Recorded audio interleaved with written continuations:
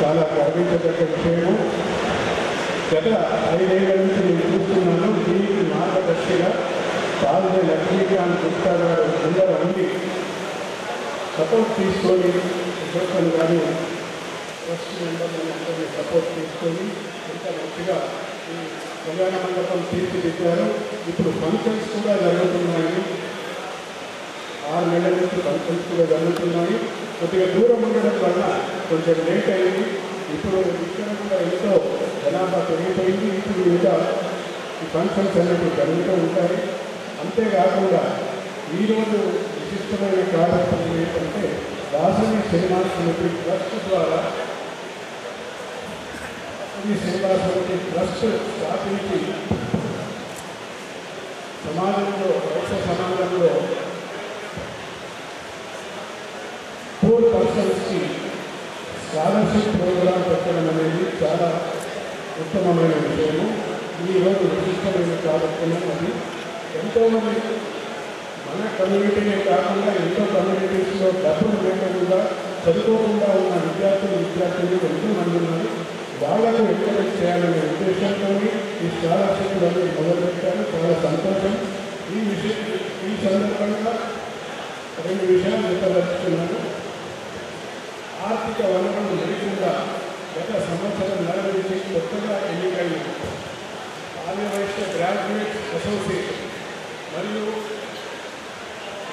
యువజన సంఘం మహిళా మండలి వీళ్ళు ముగ్గురు మినిమం ఆర్థిక వనరులు ఉన్నదంటే ఇదే సోలో వాళ్ళు ఎన్నో ప్రోగ్రాంలు కండక్ట్ చేశారు. వైశ్య గ్రాడ్యుయేట్ అసోసియేషన్ కంప్యూటర్ ప్రోగ్రాంలు నిర్వహించి ఎంతోమందికి సహాయం చేసి 25 మందికి ఉద్యోగాలు వచ్చాయని కూడా వాళ్ళ graduates association president Naveen Kumar గారు చెప్పారు.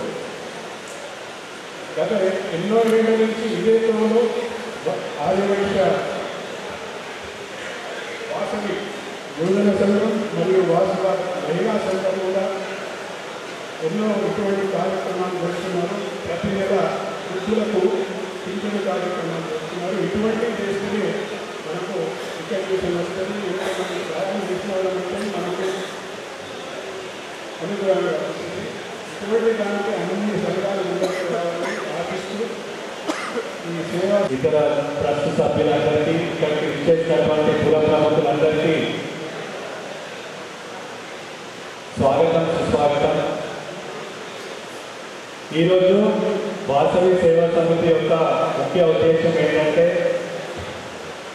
ఫైనాన్షియల్ కండిషన్ వల్ల ఎవరైతే మన పేద వైశ్య విద్యార్థులు ఉన్నత చదువులకు నోచుకోలేకపోతున్నారో వారికి మన వంతు సహాయంగా ఎడ్యుకేషనల్ ఫండ్ ఇవ్వడం అనేది ఒక గొప్ప విషయం. అన్ని దానాల కంటే విద్యాదానం గొప్పది. ఒక వ్యక్తి విద్యావంతుడైతే కుటుంబంతోనే కాకుండా సమాజంలో కూడా ఎంతో పాజిటివ్ ఇంపాక్ట్ ఉంటుంది. వారికి ఉన్న స్కిల్ వల్ల కానీ నాలెడ్జ్ వల్ల కానీ సొసైటీ కూడా ముందుకెళ్తుంది. సో ఇప్పుడున్నటువంటి రిజర్వేషన్ పాలసీ వల్ల మన వైశ్య విద్యార్థులు చాలామందికి మెరిట్లో ఉన్నా కూడా సీట్స్ దొరకక బాధపడే సందర్భాలు ఎన్నో చూస్తున్నాం. నేను కూడా ఈరోజు మేఘనా డెంటల్ కాలేజ్ ప్రిన్సిపల్గా చూస్తున్నాను. మన ఓపెన్ కేటగిరీ స్టూడెంట్స్కి ఎంతైతే ర్యాంక్ వస్తుందో దానికంటే 10 రెట్లు ఎక్కువ ర్యాంక్ వచ్చినటువంటి సోషల్ రిజర్వేషన్ పొందే విద్యార్థులకి అర్హత లభిస్తుంది. కానీ మన వైశ్య విద్యార్థులు కానీ ఇతర ఓపెన్ కేటగిరీ స్టూడెంట్స్కి సీట్స్ రావట్లేదు. వారు క్యాపిటేషన్ ఫీజు కూడా పే చేసే పరిస్థితుల్లో లేకుండా ఎడ్యుకేషన్కి దూరం అవుతున్నారు. దీనివల్ల ఆ కుటుంబాలు తరతరాలుగా అట్లాగే పూర్తిగా ఉండిపోతున్నాయి. దాని తర్వాత ఫైనల్గా 8 మంది విద్యార్థులను సెలెక్ట్ చేయడం జరిగింది. ఈ సెలెక్షన్ ప్రాసెస్లో సెలెక్ట్ అయినటువంటి విద్యార్థులందరికీ కూడా కంగ్రాచులేషన్స్. ముఖ్యంగా ఈ సంవత్సరం ఇంజనీరింగ్ స్టూడెంట్స్ మాత్రమే అప్లికేషన్స్ ఇవ్వడం జరిగింది. ఎందుకంటే మెడికల్ కాలేజ్ అడ్మిషన్స్ ఇంకా ఈ సంవత్సరం స్టార్ట్ అవ్వలేదు. అట్లానే రాబోయే సంవత్సరాలలో ఎంబీబీఎస్ మరియు సిఏ విద్యార్థులకు కూడా మనం అప్లికేషన్స్ ఇవ్వడం జరుగుతుంది. అట్లానే నెక్స్ట్ ఇయర్ కేవలం 4 రోజులు కాకుండా 15 రోజులు అప్లికేషన్ సబ్మిట్ చేయడానికి టైం ఇవ్వాలని నిర్ణయించడం జరిగింది. సో ఈ ప్రీ టెస్ట్లో ఇప్పుడు ఉన్నటువంటి ఈ విద్యార్థులందరూ, ఈ బెనిఫిట్ పొందినటువంటి విద్యార్థులందరూ ఈ స్కాలర్షిప్ని సద్వినియోగం చేసుకోవాలి. ఎందుకంటే ఇది ఎంతోమంది కృషి ద్వారా ఈ వాసవి సేవా సమితి ఈ స్థాయికి వచ్చింది. మరియు ఈ సంవత్సరం ఎవరైతే విద్యార్థులు సెలెక్ట్ అయ్యారో, ఒకవేళ ఆ స్టూడెంట్ ఫస్ట్ ఇయర్ బీటెక్ చదువుతుంటే వారికి ఫైనల్ ఇయర్ అయ్యే వరకు, అంటే నెక్స్ట్ 4 years కూడా ఈ స్కాలర్షిప్ ఇవ్వడం జరుగుతుంది. అట్లానే ఒకవేళ students second year, third year ఉంటే వాళ్ళ ఎడ్యుకేషన్ కంప్లీట్ అయ్యే వరకు ప్రతి ఒక్క విద్యార్థికి 21,000 స్కాలర్షిప్ ఇవ్వాలని నిర్ణయించడం జరిగింది. సో ప్రతి స్టూడెంట్కి 21,000 స్కాలర్షిప్ మనం ఈ సంవత్సరం ఇస్తున్నాము. వచ్చే సంవత్సరం మన ఫండ్ ఇంకా ఎక్కువ ఇంట్రెస్ట్ జనరేట్ అవుతే ఇంకా ఎక్కువ మంది విద్యార్థులకి ఇవ్వాలనుకున్నాం. ఈ విద్యార్థులతో పాటు ఇంకా కొంతమంది విద్యార్థులు ఎవ్రీ ఇయర్ యాడ్ అవుతూ పోతున్నారు. అయితే ఈ విద్యార్థులకి వచ్చే సంవత్సరం ఎలిజిబిలిటీ ఉండాలంటే, సపోజ్ వాళ్ళు ఫస్ట్ ఇయర్ చదువుతున్నారు అనుకోండి, ఫస్ట్ ఇయర్లో ఈ స్కాలర్షిప్ పొందినటువంటి విద్యార్థులు మినిమం 75% మార్క్స్ వస్తేనే వాళ్ళకి సెకండ్ ఇయర్ స్కాలర్షిప్ అనేది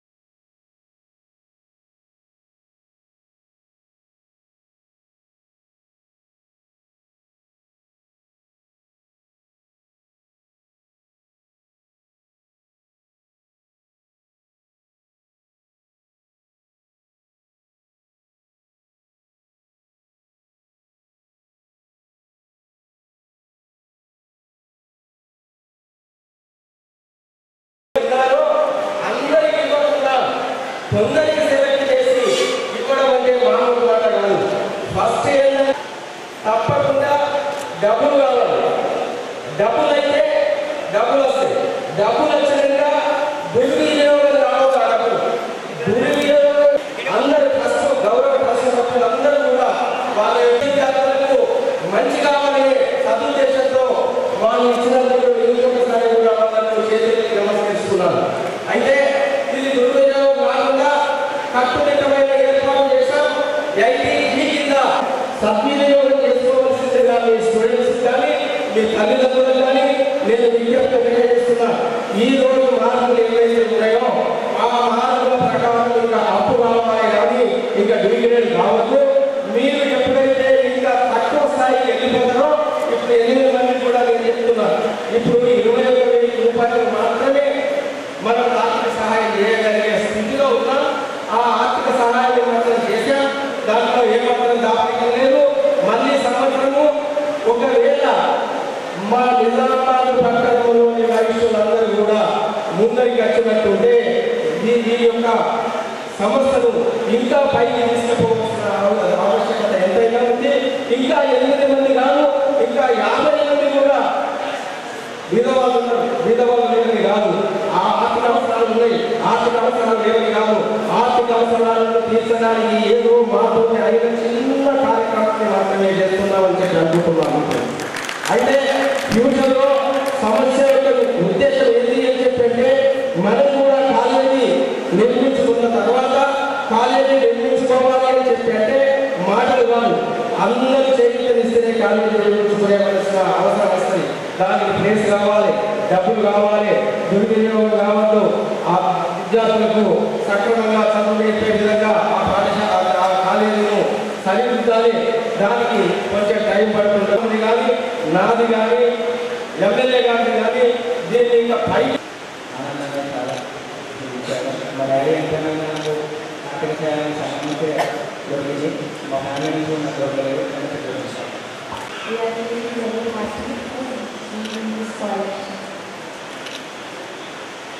నా పేరు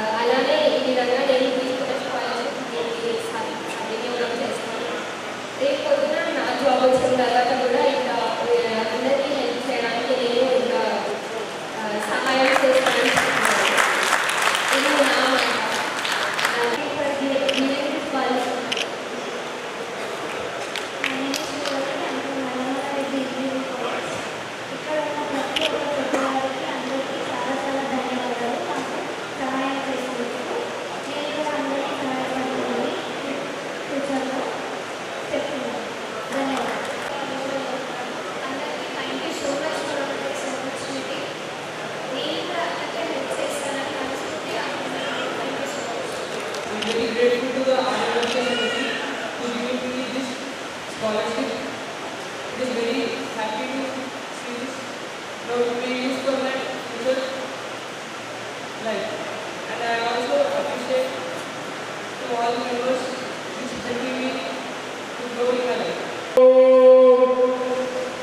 ओम भूर्भुवस्वः तत्सवितुर्वरेण्यं भर्गो देवस्य धीमहि धियो यो नः प्रचोदयात्। ఈ రోజు సభా కార్యక్రమానికి అధ్యక్షులుగా అడగని కృష్ణచంద్ర గారు మరియు పెద్దలు పాల్య లక్ష్మీకాంత గారు, మన ప్రియమైన శాసనసభ్యులు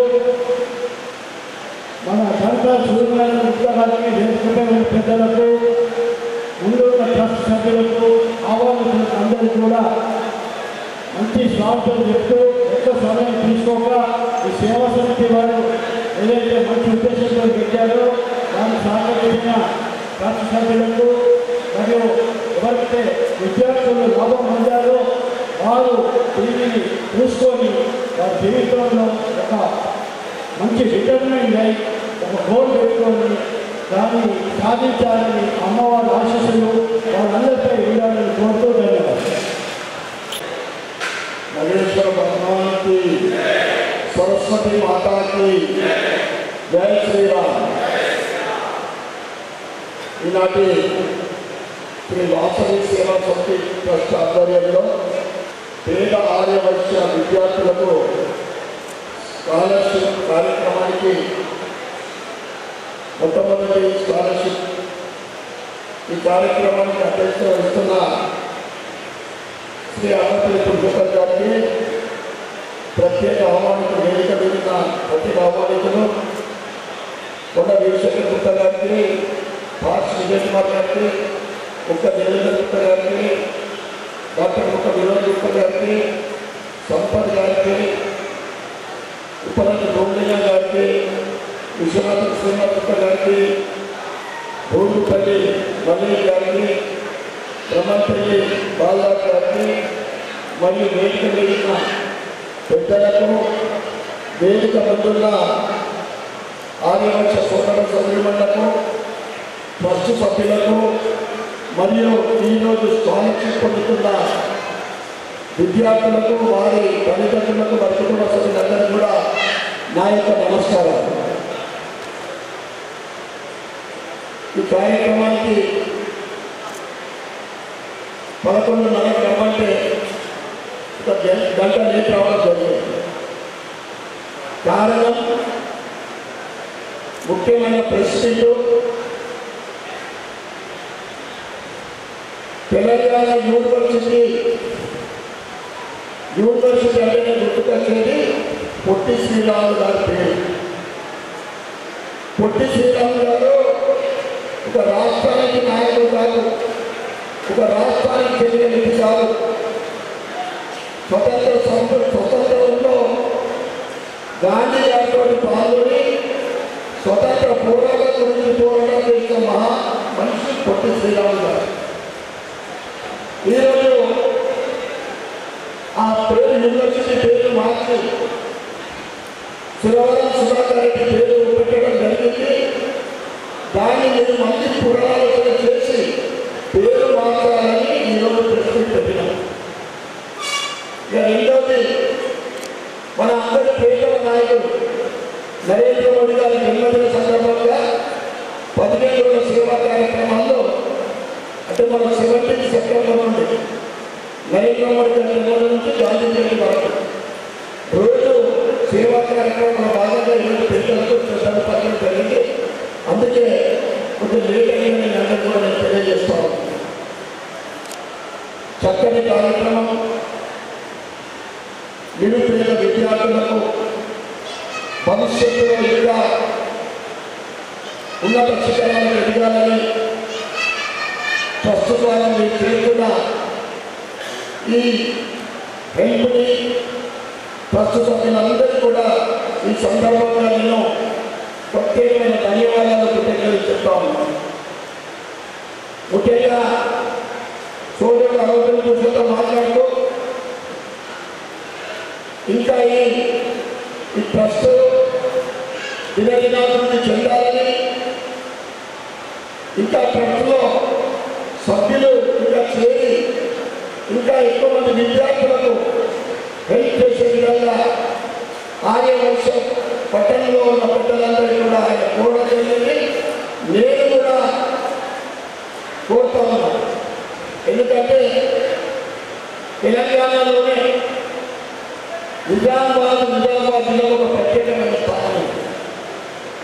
సేవలు అంటే నిజామాబాద్ ముందుకు తెలంగాణ ప్రజలకు 70-85 సంవత్సరాల క్రితం ఇక్కడ ఆర్యవైశ్య సంఘం, ఆ తర్వాత మాణిక్ భవన్, వైశ్య భవన్, 69 ఫంక్షన్ హాల్, అదేవిధంగా మన శ్మశాన వాటిక అన్నింటిలో ముందుంటుంది నిజామాబాద్ ఆర్యవైశ్యులని. నిజామాబాద్ తెలంగాణలో పేరున్నది నిజామాబాద్ ఆర్యవైశ్య సంఘానికి. కలిగిన ఈ వర్షాలతోటి ఇబ్బంది పడ్డ ప్రజలకు మొట్టమొదటిగా స్పందించింది సిద్దిపేట జిల్లా ఆర్యవైశ్యులు.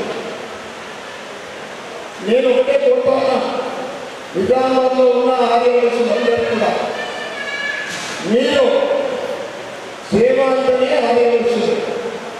బన్యాలైతే దున్యాయి చదువులో కానీ, గుడి కానీ, బడి కానీ, అనాథ శరణాలు కానీ మనం ముందుంటే ఆ సంస్థ ముందుకు సాగుతుంది. కనుక ఈ సంస్థని ఇంకా భవిష్యత్తులో ఇంకా పెరగాలని, అందరి సహకారం ఉండాలని నేను కోరుకుంటా ఉన్నా. ఇచ్చినాం కదా అని కాదు, మన పెద్దలు చెప్తారు, చెరువులలో నీళ్ళు తోడిస్తేనే మళ్ళీ ఫ్రెష్ నీళ్ళు వస్తాయి, అంతదాన్ని మురిగిపోతే దేనికి పనికిరాదు, తాజాది పనికిరాదు, దేనికి పనికిరాదు. కనుక మనందరికీ తెలుసు, సేవలో ఇంకా మనం ఇంకా ముందుండాలని. పచ్చపక్కలో కూడా నేను పురుషోత్త గారిని కోరుతా ఉన్నా, మీ మనోభావం కృషి ఇక్కడికే స్టాప్ పెట్టకుండా ఇంకా కృషితోటి ఈ సంస్థని కనీసం భవిష్యత్తులో ఒక 100 మందికి మీరు హెల్ప్ చేసే విధంగా ఈ ఎడ్యుకేషన్ ట్రస్ట్ ముందుకు సాగాలని కోరుకుంటూ మరి ఒకసారి అరవై పురుషోత్త గారికి మరి ట్రస్ట్ సభ్యులకు ఇక్కడికి విచ్చేసిన ఆర్యవైశ్య సోదరులందరికీ ప్రత్యేకమైన కృతజ్ఞతలు, ధన్యవాదాలు చెప్పుకుంటూ ఈ ఏదైతే ఆర్థిక సహకారం అందిందో మా పెద్దలు చెప్పినట్టు అది మర్చిపోకుండా ట్రస్ట్ ద్వారా తీసుకున్న సహకారం దాన్ని ఏదైతే కాన్సెప్ట్ ఉందో మీరు ఆ పిల్లలకు మంచి డైరెక్షన్ ఇచ్చి ఈ ట్రస్ట్ పేరు కూడా నిలబెట్టాలని నేను కోరుకుంటా ఉన్నాను. మరి ఒకసారి అందరి కృతజ్ఞతలు చెప్పుకుంటూ నాకు ఈ అవకాశం ఇచ్చిన ప్రజలందరికీ కూడా పేరు పేరున ధన్యవాదాలు చెప్పుకుంటూ భారత్ మాతాకి. వాళ్ళు లేదు కాబట్టి మేము ఆఫీస్ పనులు ఇప్పుడు ఇప్పటికే మొత్తము ఫైల్స్ ఇన్ అయినాయి, అన్ని విధాల ఫైల్స్ ఇన్ అయినాయి.